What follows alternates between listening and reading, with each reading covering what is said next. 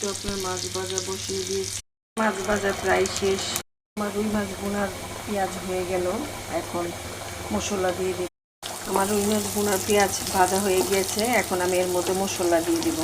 ভুনাও প্রায় শেষের দিকে। ভুনা প্রায় শেষ। ঝোলটা শুকালেই ধনেপাতা দিয়ে নামিয়ে ফেলব। তরকারিও চুলায় দিয়ে দিয়েছি।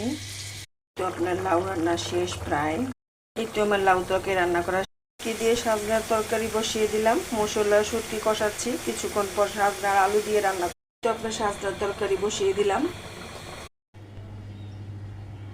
আসসালামু আলাইকুম বন্ধুরা, আজকে দুপুরে আমি রান্না করলাম এই গরমের মধ্যে লাউ রান্না করলাম, শোল মাছের মাথা লেজুর ভেঙে। আর রান্না করলাম হলো পাতলা ডাল আম দিয়ে। আর করলাম সেদিন করেছিলাম সাজনা শুটকি আলু দিয়ে। আমার হাজব্যান্ডের খেয়ে খুব পছন্দ হয়েছে। সে আবার আমার জন্য কালকে সাজনা নিয়ে আসছে, বলছে সেদিনের মতো করে সুন্দর করে আমার সাজনা আলু শুটকি রান্না করে দাও, আমি পেটটা ভরে ভাত খাই। আর হলো রান্না করে দিলাম তাকে রুই মাছ আলু টমেটো পেঁয়াজ দিয়ে সুন্দর করে। এই তো ছিল আজকের আমার আয়োজন।